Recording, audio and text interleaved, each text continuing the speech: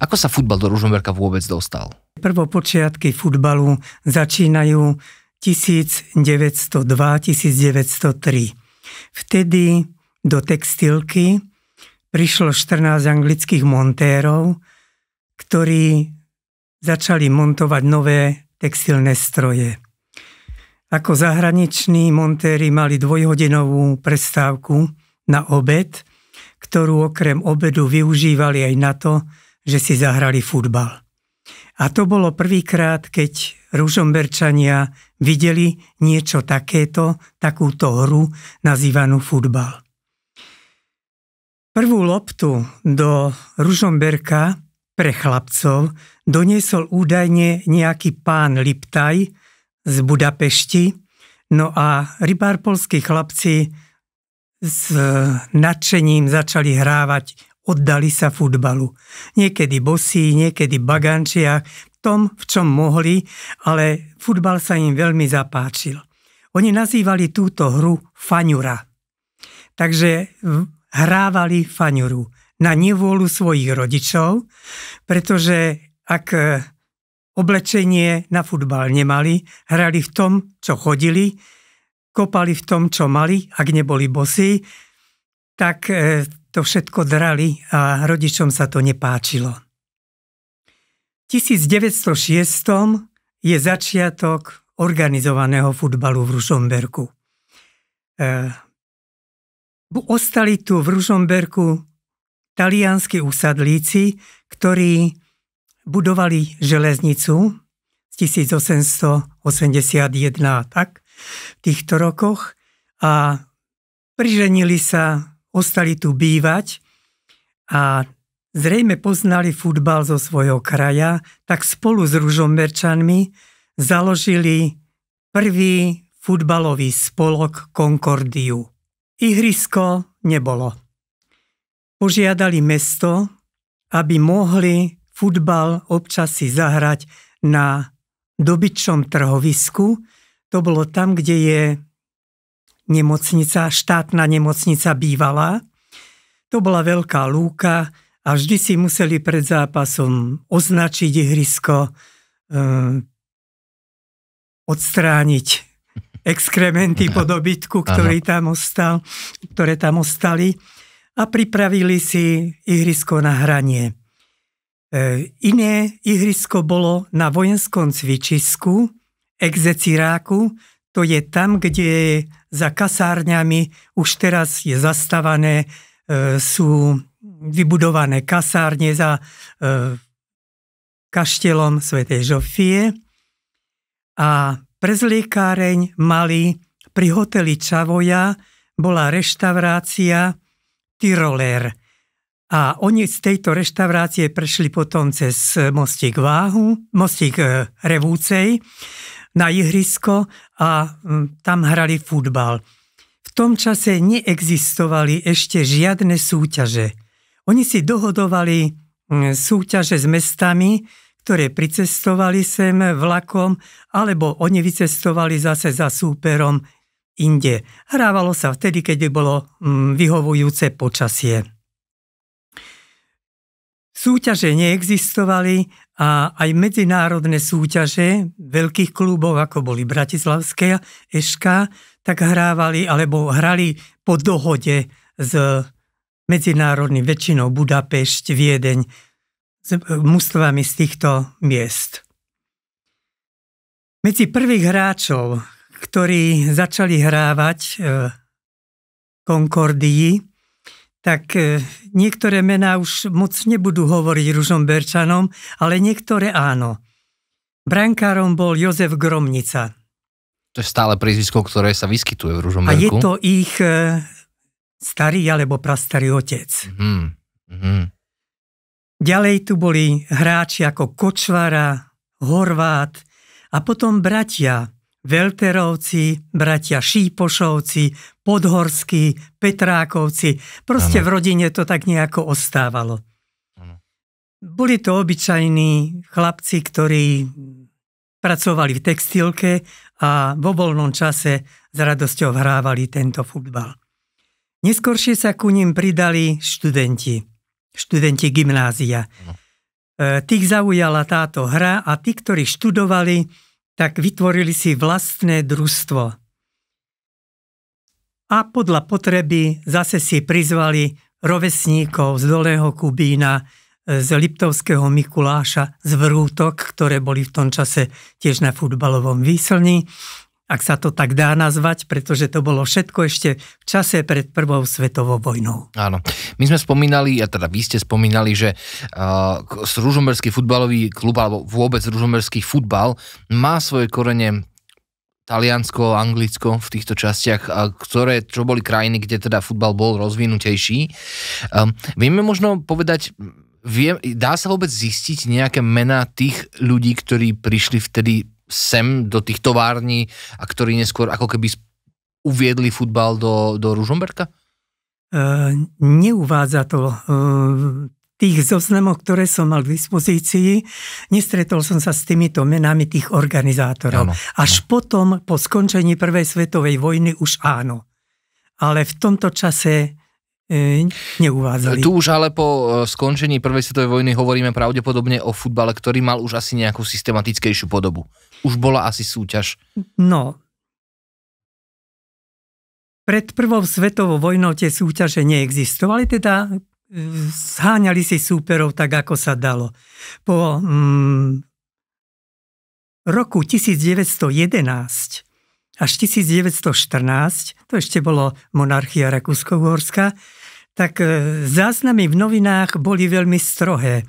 Ale čo som vyčítal, v novinách Róžaheď, vychádzali tu ružomberské noviny v maďarčine písané, tak niektoré aj výsledky tu mám. A čo sú zaujímavé. Napríklad študenti si dohodli zápas v Vrútkami, a to bol ako predzápas pred hlavným zápasom na tom exerciráku, na tom vojenskom cvičišti a skončil s výsledkom 2-2. A muži Concordia hrali v ten istý deň zase z Ešká Žilina. To bolo také nejaké továrenské mužstvo. Pred 500 divákmi vyhrali 7-1. Je zaujímavé, že aj táto tlač vtedajšia málo kedy uvádza strelcov gólov. Skôr uviedli rozhodcu, ktorý rozhodoval. A niekedy napísali také pikošky, že či sa pobil niekto, alebo koľko bolo ľudí. Potom tu mám ešte také zachytené výsledky z tohoto obdobia, že potom druhýkrát so Žilinou prehrali 1-4 naši, s Martinom vyhrali 4-0 a tu je zaujímavé, že uviedli konečne aj hráčov, strelcov, Nižník a Olejník, ktorí boli strelcami gólov Ružomberka. Potom hrali s Vrútkami a s výsledkom až hokejovým 11-2. A tesne pred Prvou svetovou vojnou 1914 odohrali zápas s Liptovským Mikulášom s výsledkom 9-0 pre Ružomberok. Takže to sú také zaujímavosti z tohto obdobia, ktoré boli veľmi kratučko v 2 riadkoch uvedené, pretože o športe sa vtedy v týchto novinách veľmi málo písalo. Už len to, čo spomínate, že sa písalo viacej o tom, kto sa kde pobil, koľko bolo fanúšikov prítomných, tak svedčí možno o tom, že stále v tejto tlači bol futbal, alebo teda faňura stále vnímaná viacej ako viacej spoločenská udalosť než športová ako taká. O športe sa tam veľmi málo kedy písalo. Skôr sa napísalo o nejakých divadelných hrách a politických udalostiach, ktoré prebiehali volebných, ale o športe veľmi málo. Totiž ten šport ani nebol do 18. roku, 1918, bol veľmi málo rozvinutý. To bolo lyžovanie, to bolo začiatky lyžovania, nejaké sankovanie, trošku, keď zamrzla voda a bol ľad, tak aj hokej, alebo korčulovanie, skôr by sa to dalo nazvať. Ale ďalšie športy, ako ich dneska vnímame, neboli. Áno. Ja som mal možnosť vidieť pamätnú knihu mesta Ružomberok z roku 1933 a je tam zápis práve v roku 1933, že sa hral prvý hokejový zápas. Je to čierne na bielom, neviem teda, že či je to skutočne pravda, ale ten človek, ktorý tento zápis vykonal, tak evidentne vychádzal z nejakých vedomostí. Podľa dostupných zdrojov bolo ale v Ružomberku aj niekoľko klubov futbalových súčasne, ktoré pravdepodobne mali aj svoje vlastné ihriska a svoj vlastný fanklub. Vieme niektoré z nich menovať? Všetky vieme menovať. Tak nech sa páči. Od toho roku 1914 prestal futbal existovať a prestal šport existovať. Lebo chlapci boli povolaní do armády, alebo museli robiť tam, kde bolo treba, pre vojsko a celý šport ustrnul. Takže až po roku 1918 sa začal futbal a rozvíjať. Keď sme pri tých kluboch, tak od 1906. do 1914. bola tá Concordia. Ja. Iný klub tu nebol. V 1918. a bude to teraz zaujímavý termín, 1. mája 1918 vznikol športový klub Viktória Ružomberok. Tak to bol po skončení prvej svetovej vojny prvý klub. To je presne na deň, kedy sa hrá finále slovenského pohára, o ktorom presne sa rozpráva. Na deň. Hrávali znovu stále ešte na Execiráku. Ihrisko dovtedy, normálne ihrisko nebolo postavené. Ale zaujímavé ďalšie udalosti, ktoré sa stali. Rok 1921 bol po stránke politickej dosť taký rozvášnený, vznik KSČ a podobne. A prenieslo sa to aj do športu. A pre politické nezhody vo Viktórii nastalo rozdelenie. Odišla časť hráčov, odišla časť funkcionárov a v 21. založili Unión Ružomberok. To je ďalší klub. Teda popri existencii Viktórii bol založený i klub Unión. Ale ani tí nemali ihrisko, hralo sa na Execiráku ďalej. A uplynuli 2 roky, 1923. a znovu nastala roztržka, ale tam bola skôr nepolitická, ale možno, že taká nejaká národnostná. Z Viktórii odišli ďalší hráči, založili židovský klub Makabea. A tak v 23. boli 3 kluby. Viktória, Unión. Makabea a Unión. Zaujímavé je pri tom, že Makabea sa chopila aj postavenia ihriska.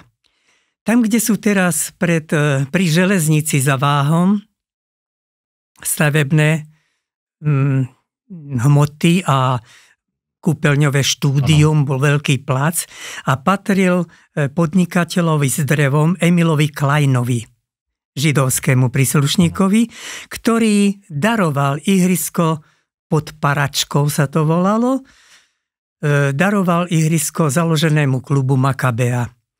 A bol veľmi agílny, pretože oni si pozývali na zápasy z Budapešti, ligové mužstvá.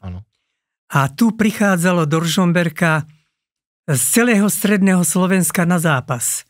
Stalo sa, že tu bolo 6 000 ľudí na zápase v tom čase a odlúčenca Rimavskej Soboty, ktorí chceli vidieť možno, že skôr maďarské mužstvo ako toto slovenské Makabea, ale došli a boli to zase udalosti také spoločensko-športové. V 1924. Viktória nezahálala, keď videli, že majú ihrisko židovská organizácia, tak vytvorili ale menšie ihrisko. Pravdepodobne kde je teraz Fulová krčma. Za tým bol veľký plac až po Váh, asi Lúky, to už neviem presne. A na tomto placi bolo vytvorené, založené menšie ihrisko, ako by mali mať rozmery, ale už patrilo patrilo tomuto klubu, ktorý sa nazýval Viktória. Ano. Jedna zaujímavosť pri tomto, tieto dve ihriská pod Paračkou a za Fulovou krčmou slúžili aj ženám. Ženy si povedali, keď chlapi hrajú futbal, my budeme hrať hádzanú. A tak v Ružomberku začala sa hrať ženská hádzaná. Lenže porovnaní s dnešnou, ktorá je o 7 hráčoch, takú ešte nepoznali. Tá vznikla až po druhej svetovej vojne. Hralo sa o 11 hráčoch. Takže na futbalovom ihrisku o 11 hráčoch hádzaná pre ženy. Tak tiež ako futbalová 11. Presne tak. Zhodný počet hráčov a hráčiek. No sa niekde hovorilo, že bolo to silné družstvo. Nebolo to veľmi silné družstvo ženské. Áno. Oni vyhrávali aj prehrávali a keď si pozvali moravské mužstva na zápasy, lebo však už to bola Československá republika, tak prehrali vysoko vždycky. Takže hrala sa tu hádzaná, ale žiadne silné družstvo tu nebolo. No a prichádzame k roku 1925. A to je významný dátum.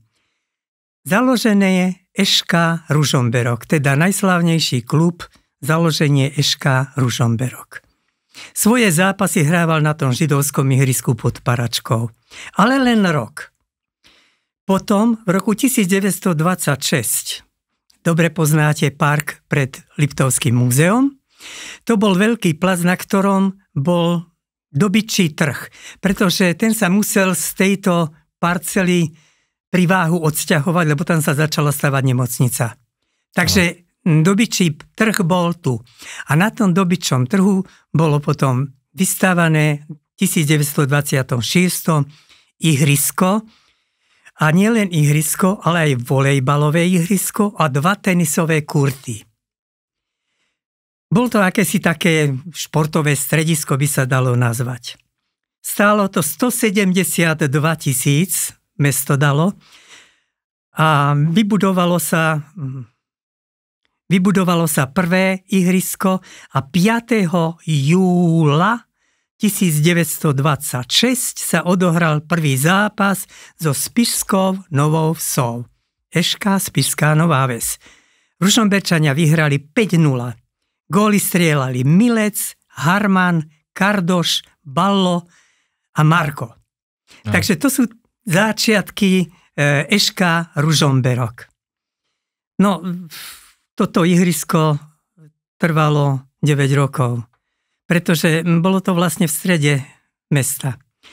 A výstavba mesta mala pokračovať a tak ihrisko muselo ustúpiť výstavbe. Posunulo sa smerom na západ a za plánovanou budovou štátneho gymnázia, pretože to gymnázium bolo v 42. roku postavené, tak za plánovanou budovou bolo vystavané ihrisko, ktoré sa nazývalo Sahara. Volalo sa to preto, lebo bolo pokryté šotolinou a keď bolo teplo, prášilo sa. Ano. Preto dochádzalo pred zápasom hasičské auto, ktoré už mohlo polievať a polialo celé ihrisko vodou, aby sa im lepšie hralo a neprášilo sa. Bola tam tribúnka drevená pre 200 ľudí, byt domovníka a šatne chodili sa prezliekať. Vedľa priemysloviek je jedna budova, ktorá bola medzi prvými postavená ako škola. Mešťanská škola. Tá budova je teraz ako sociálne byty využívaná. Ano. Tak tam sa chodili prezliekať, lebo to mali blízko. To ihrisko bolo postavené v smere juh-sever a takejto dĺžke a takže vlastne za bránou nejakých 50 metrov mali áno. A šatne. Nebola, prepáčte, že vám do toho vstupujem, nebola tá budova aj súčasťou kasární, ktoré tam boli?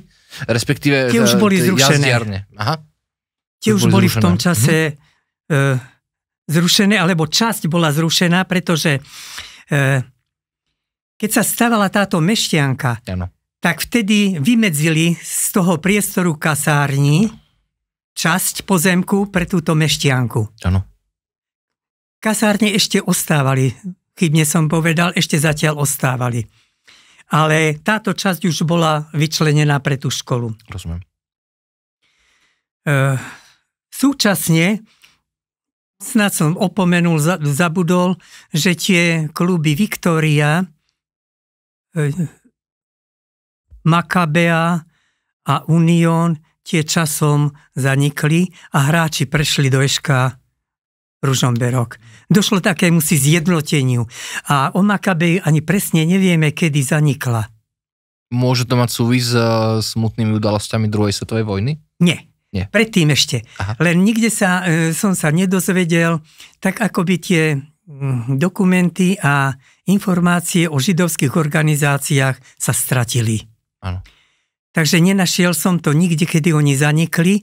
Posledné zápasy, áno, v knižke, ktorú som spísal z histórie športu v Ružomberku, tam to uvádzam o tomto klube, ale je to len tak relatívne uvedená doba, kedy asi mohli zaniknúť. Áno.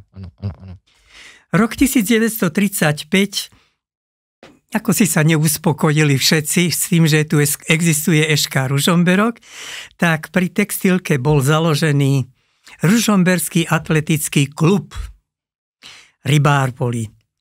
A ten fungoval až do roku 1948, kedy sa zlúčil potom z SK Ružomberok, ale dovtedy, boli to aj vojnové roky, takže niekedy sa hralo, niekedy sa nehralo, ale v skutočnosti boli súperi v jednej súťaži, pretože už súťaže boli.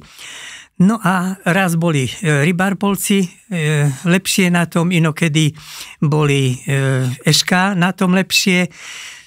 Boli to derby, ktoré už v novinách sa rozpisovalo, pripravovalo, pretože tak ako to poznáme dneska, keď sú susedné mesta, ale vtedy to bolo v rámci jedného mesta a súťaž opravdu na nože niekedy by sa dalo povedať. Tak ničím výnimočným nie sú tieto mestské derby. Poznáme veľmi veľké zápasy v Glasgowe napríklad, kde Rangers so Celticom dodnes zvádzajú veľké boje. Tam je to dokonca oddelené, myslím, že ešte kresťanský a anglikánsky. A potom ešte jeden pekný príklad je určite aj milánske AC. Milánske, Liverpool Inter, má Everton Liverpool. Áno. Takže aj takéto derby existujú vo svete. Museli to byť atraktívne Slávia, zápasy. Sparta v Prahe. Presne. Musel to byť atraktívny zápas, ale Ružomberčania proti sebe. Ďalšie roky po vojne, pretože tu tento spoločne založený klub, ktorý vznikol, bolo svojím spôsobom také zvláštne, že bojovali proti sebe, Rybárpolci bojovali proti mestu. Ale konečne došlo aj k zlúčeniu, ale to bolo až v 48. roku. Tu by sme museli hovoriť hodne o histórii zjednotenej telesnej výchovy v Československu, pretože bolo svojím spôsobom nariadené. Sokol mal veľké postavenie v minulosti, ale Sokol futbal nehral. Ten odmietal futbal.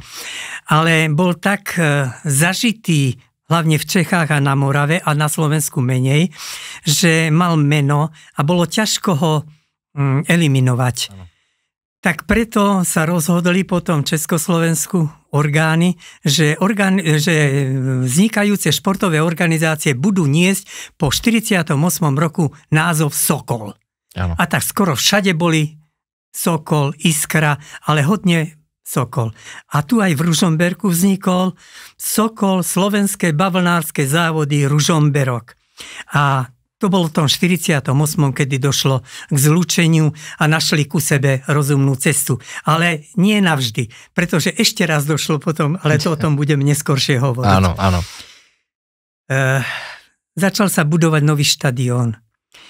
Textilné závody, to boli vtedy slovenské bavlnárske závody, pripravovali výstavbu internátu Mladá generácia pre mladých pracovníkov a čakali na to, že potrebujú tí mladí ľudia aj športové vyžitie.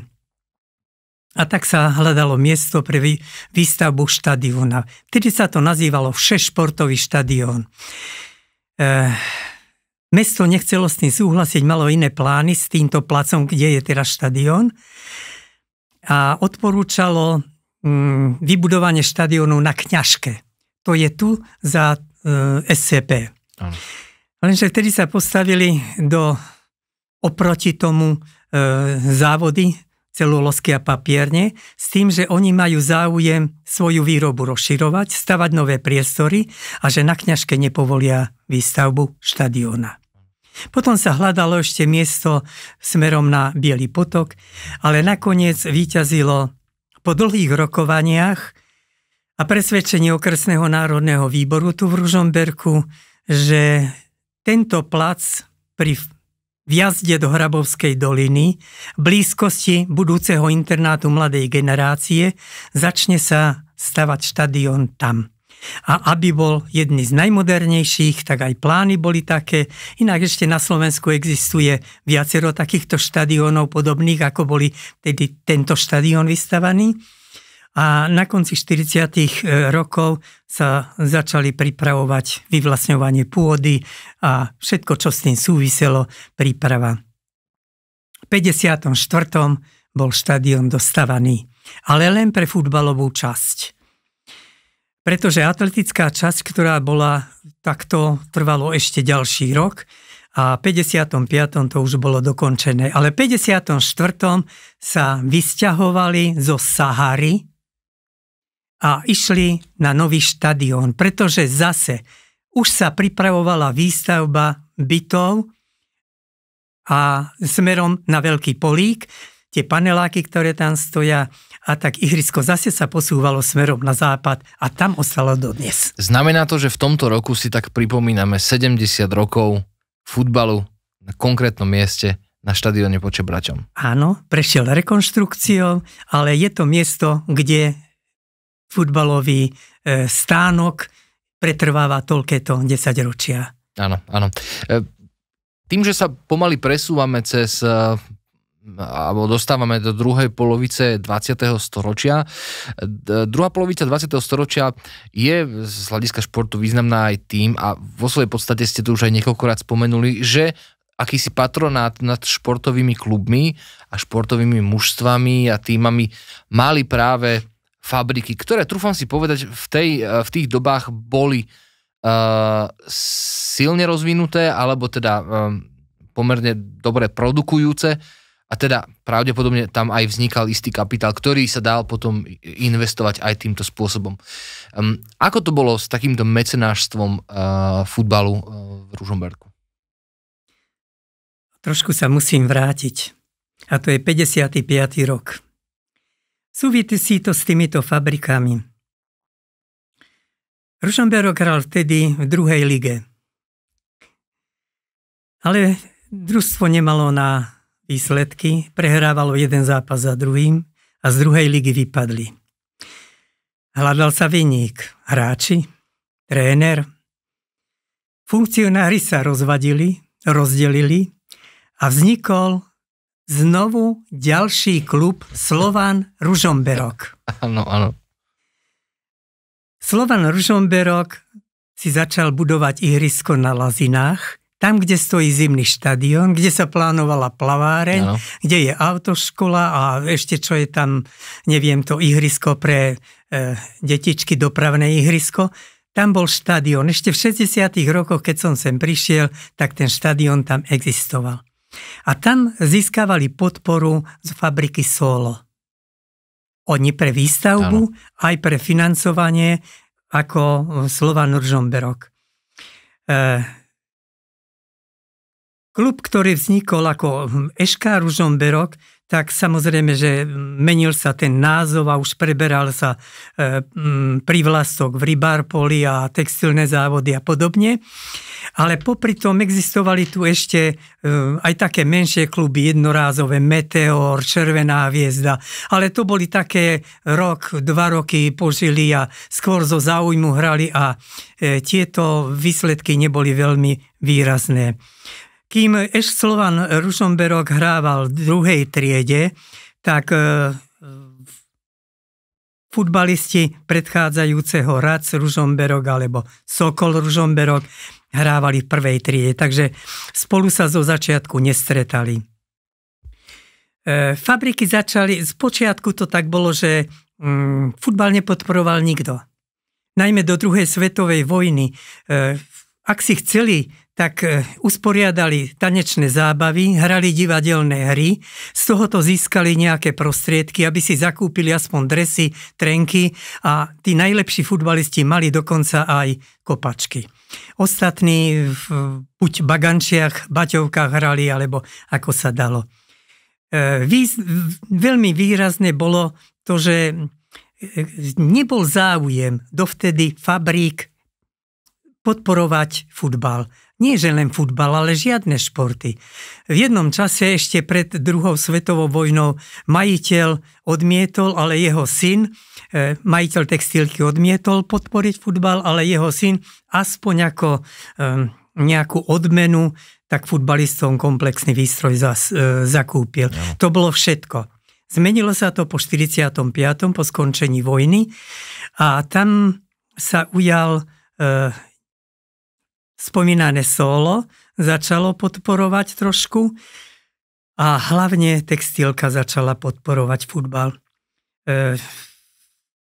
Textilka až do 90.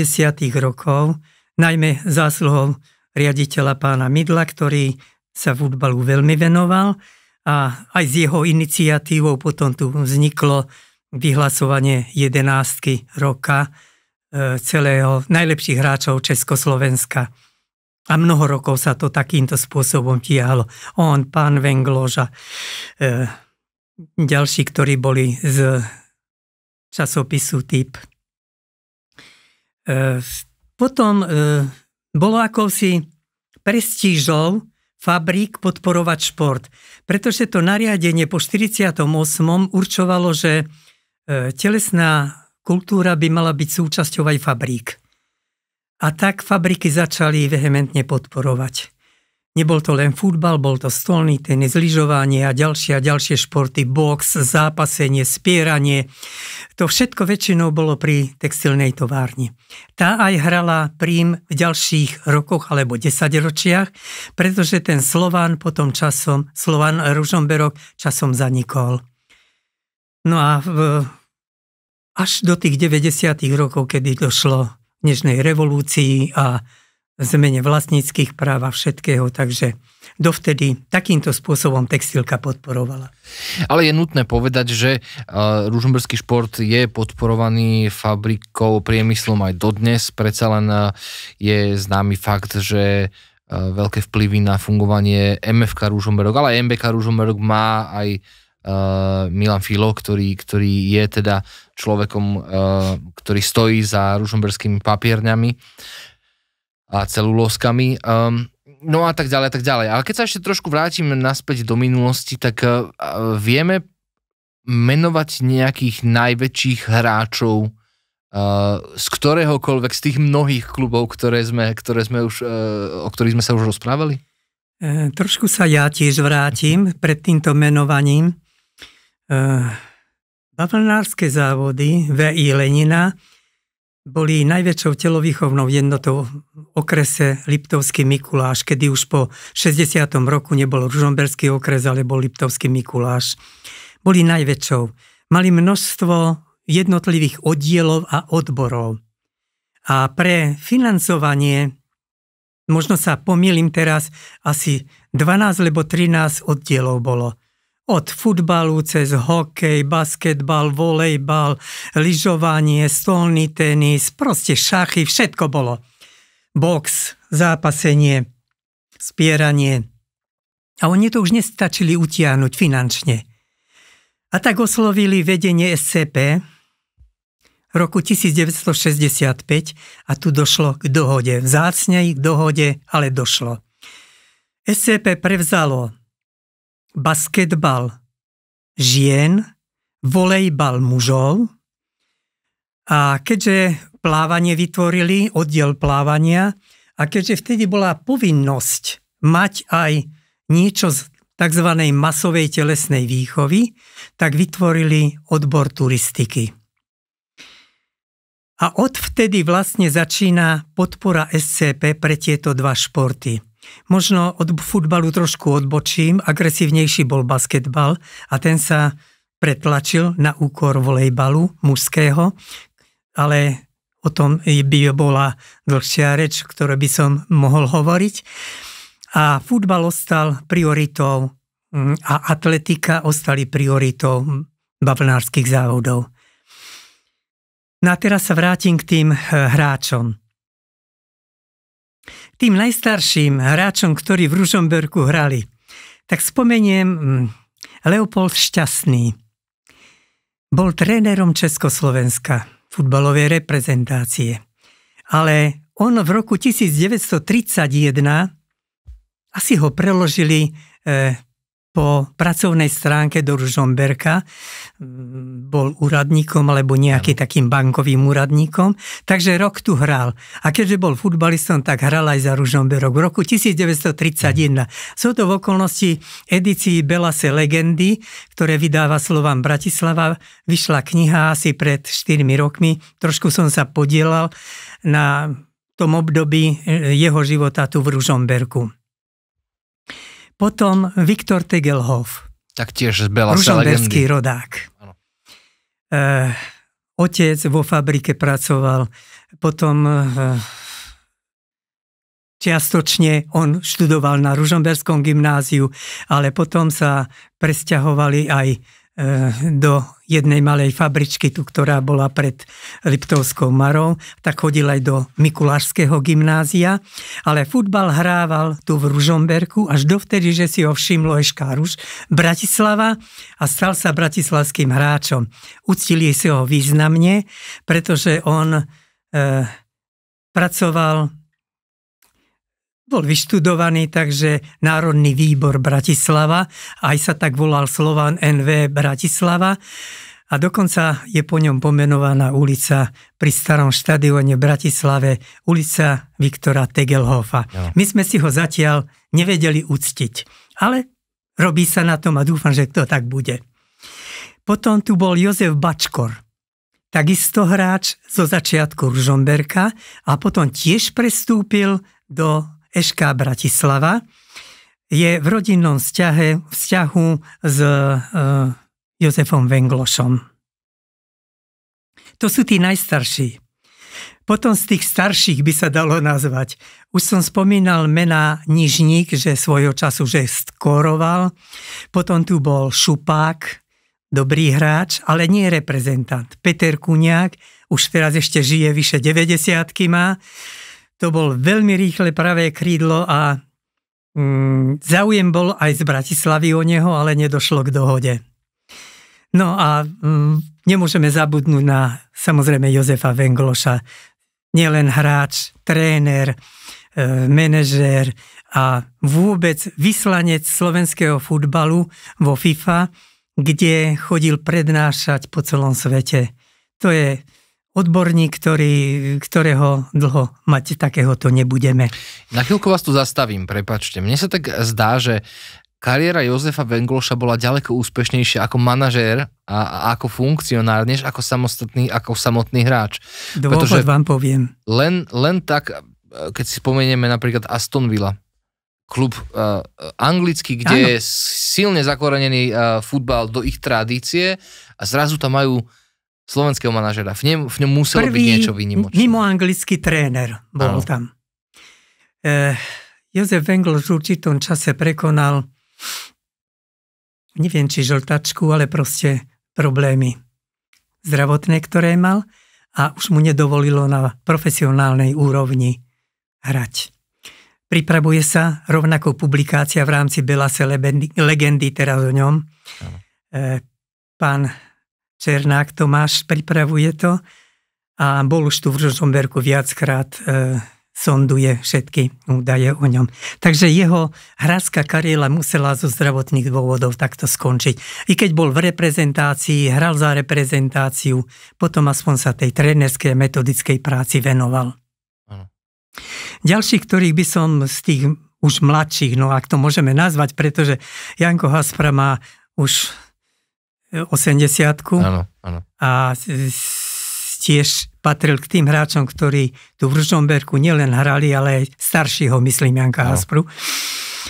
Aj trénovali a vždy, keď bolo najhoršie, keď Ružomberok mal vypadnúť, tak bol Haspra povolaný a zachraňoval Ružomberok pred vypadnutím.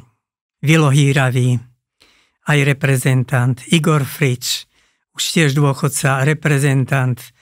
To boli tí starší alebo stredná generácia, už ťažko povedať, lebo už sú dôchodcovia. Áno. No a z tých mladších Dušan Švento, náš odchovanec, môžem sa pochváliť, že bol medzi prvými gymnazistami v športovej triede, ktorú som vytvoril v tom čase. A vychodil tú školu, gymnázium, hrával za Ružomberok, potom prestúpil do pražského klubu a ďalej pokračoval v Rakúsku.